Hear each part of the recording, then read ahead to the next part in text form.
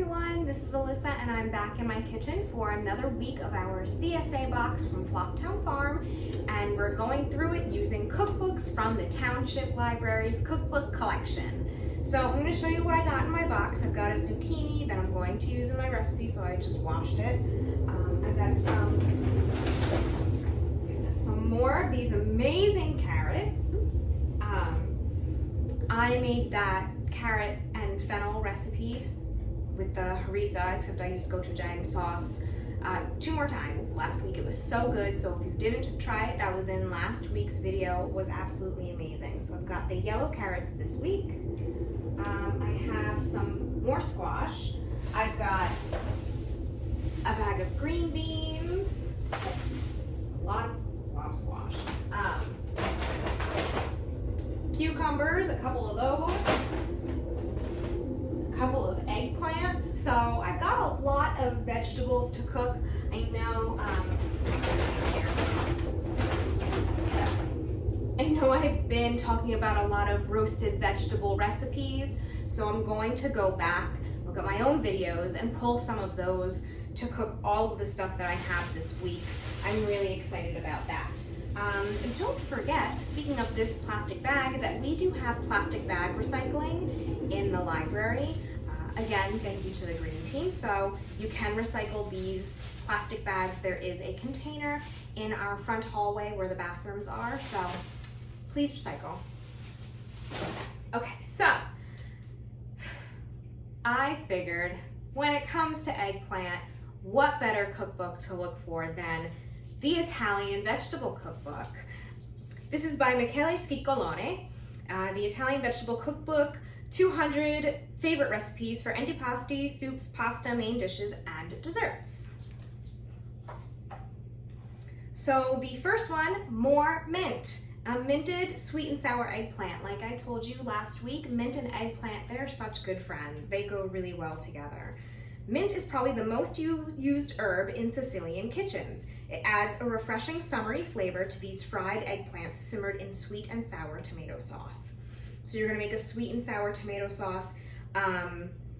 It calls for a cup of tomato puree, and I can't remember, some of you got in the box, I don't know if it's a full sauce that they made or if it's just a tomato puree that you got actually from Flocktown Farm. So if it's a plain tomato puree, you can dazzle it up and use it in this recipe. But it uses onions, your eggplants, red wine vinegar, sugar, and chopped fresh mint. If you don't have mint, you can use basil, but the mint and the eggplant are really great together. What else? A zucchini panini. The author says, I love saying zucchini panini. And I also love to eat them. Warm cheese, crispy toasted bread, zucchini. So it's ciabatta or chewy rustic bread, olive oil, black olive paste or pesto. Licorice. She's trying to eat the greens from the carrots. Don't.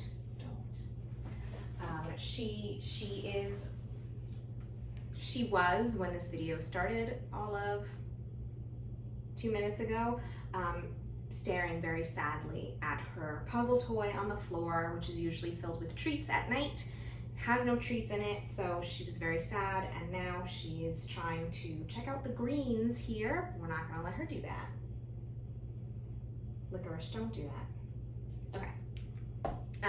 4 ounces of Asiago or something like a provolone fontina, and your zucchini. So it's a really simple panini, but maybe I never would have thought to put the black olive paste on there. I think that sounds awesome. This sounds awesome, and I actually went out and I bought some sun-dried tomatoes for this, to make this later on. Farro zucchini sun-dried tomato salad. So you have your grain, you have sun-dried tomatoes, which are reconstituted in some hot water, a small red onion, basil, parsley, mint. Again, more mint, more basil, more parsley, the things that we have been receiving. Olive oil, lemon, red wine vinegar, and some zucchini. So any of your yellow squash, your zucchini that you've been receiving, perfect for this. This is a very light, nice summer salad.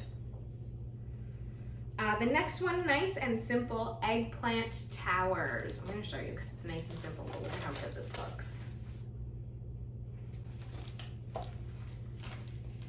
So it's just eggplants, basil, parsley, tomatoes, and mozzarella cut, and it's all layered together. Now we're hanging out underneath the kitchen table. Where are you going?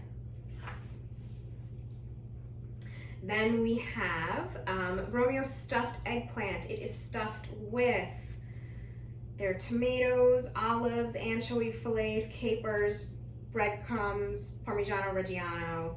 There are a lot of anchovies in this book. Again, it seems like it's a pretty Sicilian heavy book, and I would fully believe that my grandfather would love this cookbook. And then also stuffed eggplant balls. So you can have those arancini, the little rice balls, but this is actually just eggplant. So it is, right? It is breaded. Is it breaded? No. Yes, breadcrumbs mixed with pecorino romano, some herbs. You've got your egg to keep it all together, and your eggplant. There's more. There's a lot in this book. Zucchini parmesan and sausage stuffed zucchini boats. So that actually sounds amazing. Then you have your vegetable and your protein all in one dish. If you got fennel again this week, here's another roasted fennel recipe. This is roasted fennel and potatoes with garlic. Really simple, seasoned just with the salt and pepper, some extra virgin olive oil, and garlic.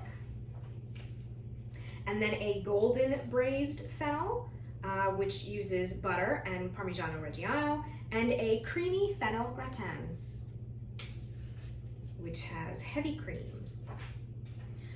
For the green beans with garlic and, like I said, the anchovies. So you're going to boil your green beans, cook them until they're crisp tender, and then you're going to take them out and in a saucepan, butter, oil, garlic, anchovies until it's all soft, and you kind of mash the anchovies kind of down, make it into a paste. Then you add the green beans, salt and pepper, toss it, and let that coat. And then you can add some parsley at the very end. There's also, if you're not into anchovies, green beans with pancetta, red onions, and parsley. Very similar method. What else?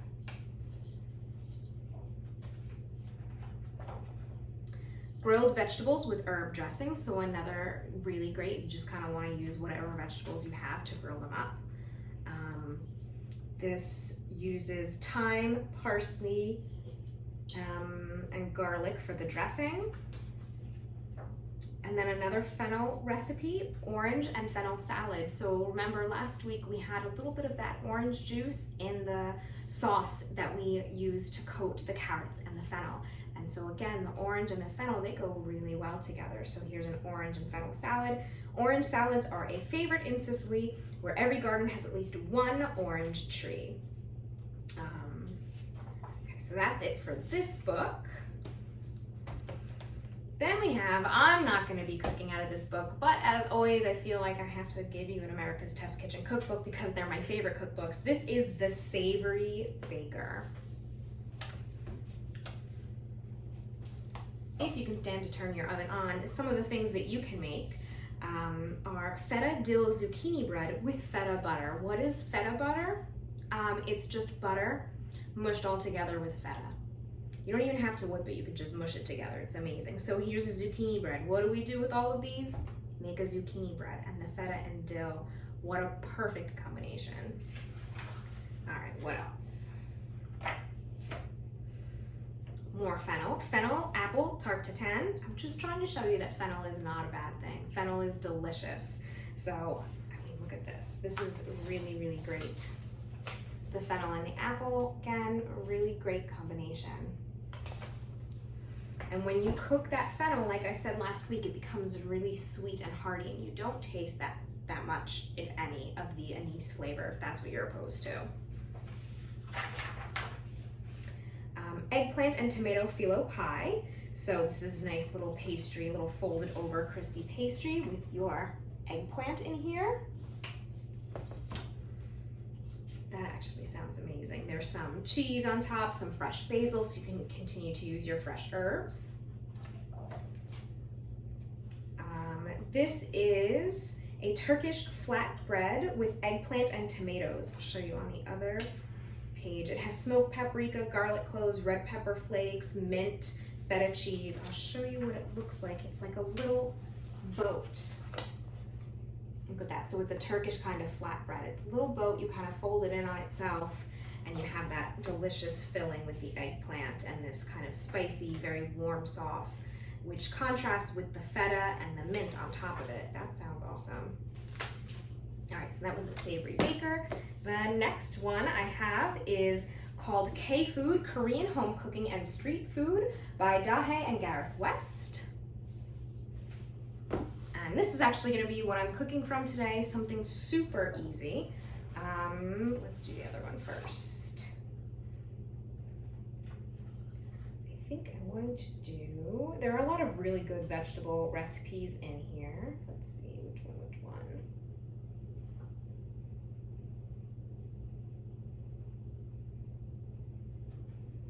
So this is the Bibim Guksu, a summer noodle salad. These spicy noodles are a great way to use up any leftover salad ingredients or crunchy vegetables you may have lurking in your refrigerator. But actually what they really use is carrots, lettuce, or cabbage. You can also, the author says, my mom likes to add the unusual combination of arugula and watercress. So any greens that you have been getting from the box and you're not sure what to do, you can do this. So it's vermicelli noodles, green apple, and then your greens, your crisp vegetables, lettuce, cabbage, carrots, scallions, and then you do gochujang and other similar sauces, sugars, vinegars, and you put that all together. But what we are making is a Dolsot Bibimbap. I love bibimbap. It literally means bibim is mixed and bap is rice, so it's a mixed rice. And it's just a bowl of delicious textures and flavors. This was not my first time making it. I made it once before. I had a group of friends in high school who every now and then we would get together and we would just make great food. And one night we had a Korean Chinese barbecue kind of a night, and we made beautiful bowls of bibimbap. I guess I'm not doing this exactly the right way because I was supposed to get spinach and bean sprouts, and you make their segumchi muchim and kongnamul muchim, which is basically just kind of like you break them down with, hold on, it's on page 60 and 61. They're like marinated, vinegared, garlicky, but I completely forgot about that. With sesame, so it's spinach, salt, garlic clove, sesame oil, and roasted sesame seeds, and you kind of mix them all together. So you boil the spinach, it cooks down, and then you mix the rest together. And the same with the bean sprouts. You boil them, reduce them down, and then you mix them with scallions, garlic clove, sesame seeds, and sesame oil. But I'm going to use for this, it's rice. So I have some rice that I cooked up, and this is supposed to use, this is a fancy version of bibimbap. Dolsot refers to a hot stone bowl that the rice is served in. You get it sizzling hot. It's a certain type of bowl, I'll show you. And when you get it really, really super hot, I guess you can bake this type of bowl. It's a stoneware, I believe. Yeah, stone bowl. And then you put the rice in, you get some crispy rice, and the whole thing stays really hot. And then you top all of your veggies and your sauce with an egg, a whole egg, and you mix everything all in. That's the mixed part of this. And that egg cooks, but it adds some creaminess to it. And you have everything all together, and then you add your sauce as you see fit. I am doing, I think I showed you this last week, I'm going to use an already mixed sauce. They give you this recipe here. It's gochujang, that red chili paste that I used last week, sesame seeds, sesame oil, superfine sugar, and garlic cloves. This particular sauce already has the gochujang mixed with a lot of sesame oil, so I'm gonna do that, and I'll just add a little bit of garlic to it as well. So let's see, the first thing we need to do is, like I said, I heated up some rice, but I also need dried shiitake mushrooms that we are going to plump back up. We're gonna revive them with some hot boiling water. So I'm gonna do that first.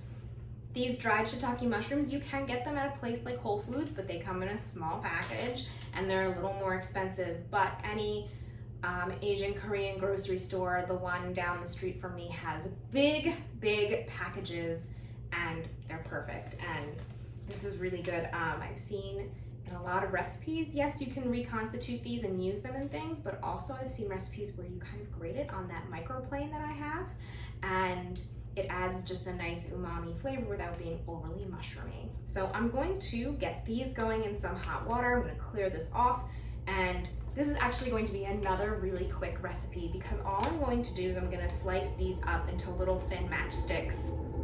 They're as small as I can do with my pork skills, and put the whole thing together. I am going to get my rice into my skillet over there to get some crispy rice, and I want everything to be nice and hot so then I can put that egg in there at the end. So I'm gonna do that, kind of tidy up here and get chopping, and then I'll show you how it all comes together.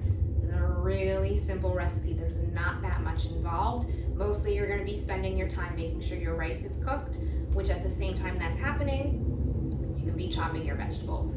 Very easy. Even though author says in the book it's great, like I said, for a lot of these, for leftover vegetables. The same with the bibimbap. You've got a lot of leftover rice, if you've got some leftover veggies from something else that you did or you have in abundance, I'm pointing to my produce bag down here.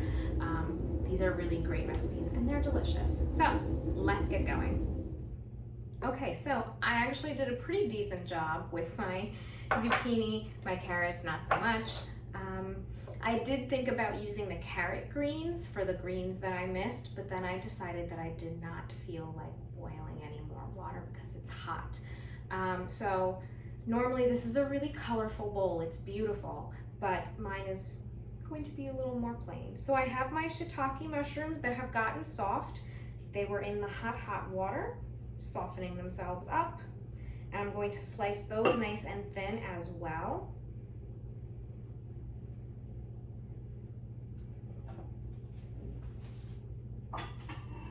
I have some oil heating in a pan, so I'm gonna move quickly because then I'm going to get my rice really crispy. Again, remember, we want everything to be hot because then I'm gonna toss that egg right in the center.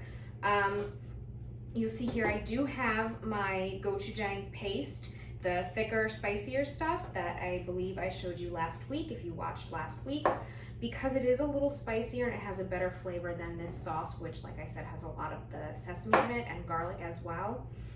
So the recipe in the book does suggest serving your sauce on the side for everyone individually so they can decide how spicy they want it to be with their sauce. That's totally up to each individual. Okay, so I'm going to get my rice crispy in the pan, really crispy, and then put everything right back in the bowl and mix it together, and that's gonna be it. So let's go look at that. Okay, I wanna get some crispy pieces of rice here. So I got my rice, crisp it up in the pan, and then I'm gonna put it right back in.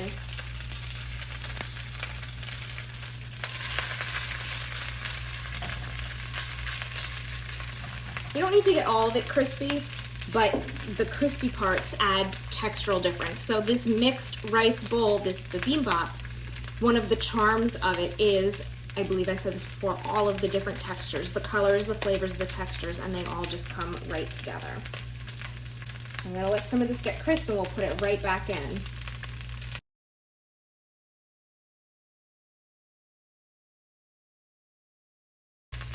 All right, look at that crispy rice. I'm gonna pour this right in and then I'm gonna start to assemble. So now we arrange our pieces all on the side of the bowl.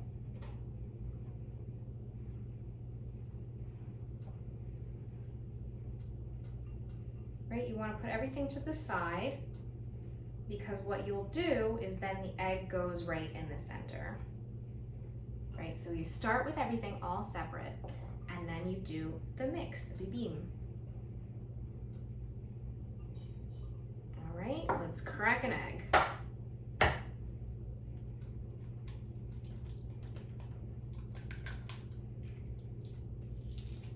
I'm gonna top it with a little bit of a flaky salt, or just like a sea salt, a very coarse salt. just a touch. I know that I like my sauce, right? So I'm going to go for it and put my sauce, right? This is all my extra flavor here, and I'm gonna get a little of the thicker paste right onto my fork.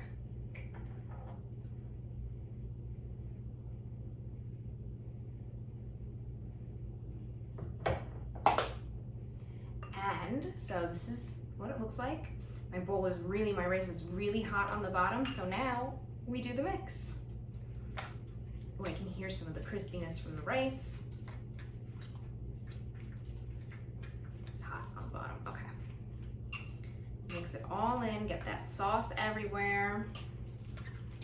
The creaminess from the egg, which will start to cook a little bit. I get the paste off of my fork so I don't get a fork full of it on my first bite there.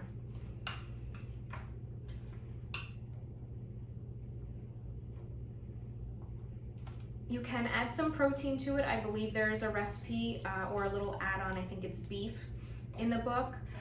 If you're a vegetarian, you could do tofu. But so that's the mixed rice and vegetable bowl. All right. Let's see how it is. And I think you could top it with a little extra of the sesame seeds, not just the ones that are in the sauce.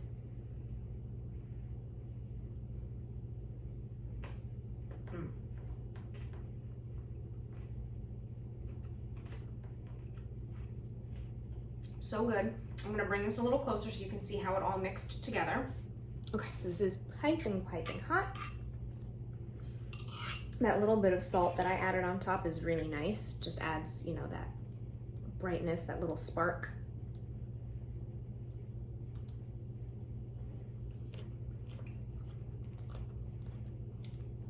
So good. I would actually add more of the gochujang paste, but that's just me. Again, it even says in the recipe, put the sauce on the side so you can decide how hot you want it to be. Okay, so that's it. That was our super quick recipe for today, for this week. So again, you can use that squash. This would also be great with, if you've got the Japanese eggplants would be really good in this too. They're a little different texture than the regular eggplant. There are also, if you like kimchi and you have more cabbage, you can look in here as well. But I love this kind of a dinner because it's really customizable, but it's just very healthy. It's got that whole grain. You can use rice and use whatever kind of whole grain you want if you need to adapt it. And the veggies. So again, you can use the greens, you can cook them down, bean sprouts, whatever you have, but this is the basics of it. And like I said, you can add protein, you don't need to, you could do the spicy, you don't have to do the spicy, whatever you want. This is it. So that's it for me for this week. This was a really quick and easy one, but it was exactly what I was craving when I looked through the book and I saw this recipe. It was exactly what I wanted. So this is hitting the spot for me. And even though it is kind of warm with that piping hot rice that kind of warms up everything else, it's not a heavy dish, so even on a really, really hot day like today, as it has been for quite a while, hot and humid, it feels really good and it's not weighing me down. All right, that's it for me for today. I will see you next week with more awesome vegetables and greens and things to cook. Bye.